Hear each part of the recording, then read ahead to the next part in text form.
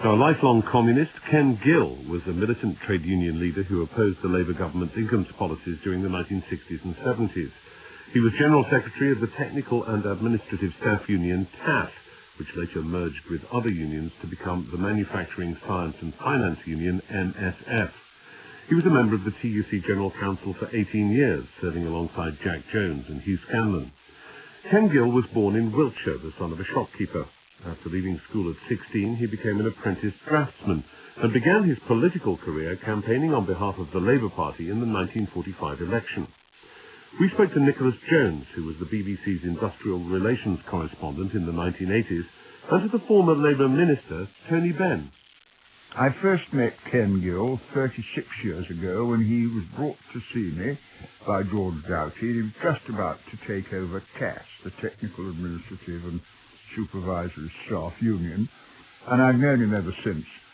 And he was a towering figure of the Labour movement, born in poverty in Wiltshire, became a communist quite young, and he was somebody who was utterly committed to the trade union movement. He moved in 1988 to take over the Manufacturing, Science and Financial Union. Then, in 1974, he was the first communist elected to the TUC.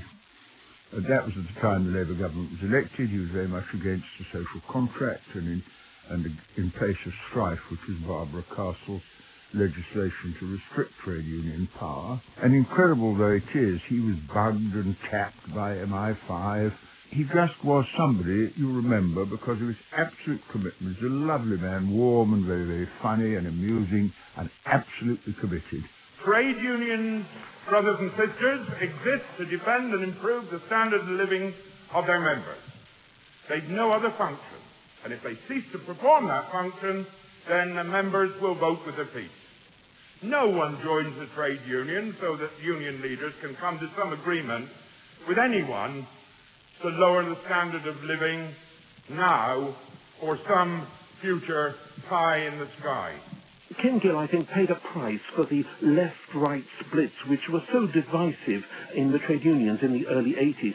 He led TAS, which was the technical and administrative side of the engineering workers, and their great hope of progressives at the time was that there would be a new big union. But the section that Ken Gill led, they walked away from a merger. So instead of Britain having, for example, a big union that could be comparable with the IG Metall, the metal bashing union of Germany, we still have splits.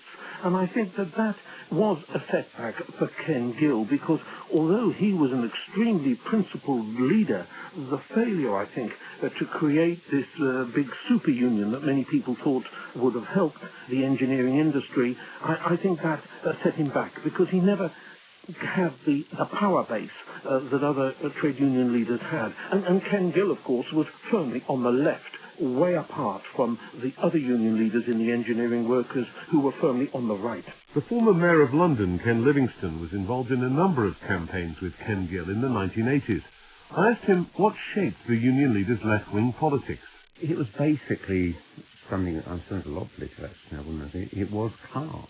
I mean, he grew up never having any doubt on which side he stood. Because he was in the Communist Party and I was in the Labour Party, a lot of things, we just were never in the same meetings at the same time. Where we did work together, when I became leader of the GLC, on a lot of the international campaigns, building support for Vietnam, and support for Cuba, against nuclear weapons, and it was in that sort of outside the Labour Party structures that I came to have a lot to do with him. In the years that I knew Ken Gill, he was extremely principled in the sense that he supported those issues which were firmly on the agenda for the broad left.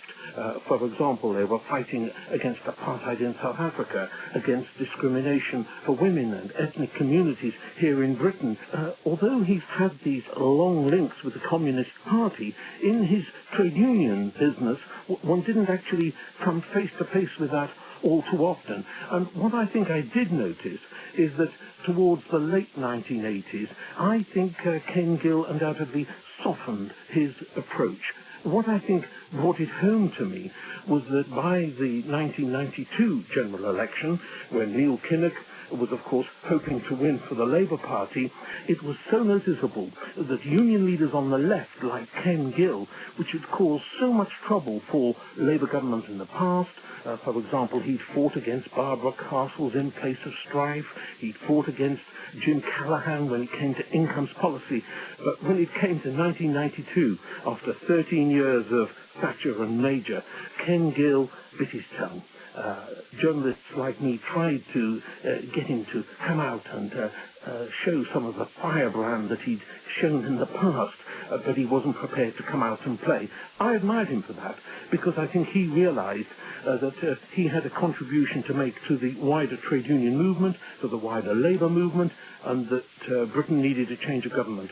Since 1945, we've had freezes, pauses, norms, stages, phases, planned growth of incomes. Every one of them has been a euphemism for cutting living standards. The other wonderful thing that Ken Gill did was to draw caricatures of people. I've seen some of them. I've read that in meetings he would, if there was a moment when things got a bit dull, he would be dashing off cartoons. What do you make of his cartoon skills? He did have this skill, and of course there's this bizarre story that he entered a competition by one of the Fleet Street papers when he was about 60, and he didn't get the prize because he didn't believe it had been done by a child. They thought it had to have been done by a grown-up. Otherwise, I mean, he might have been taken up by Fleet Street. I suspect he couldn't have stuck that for too long.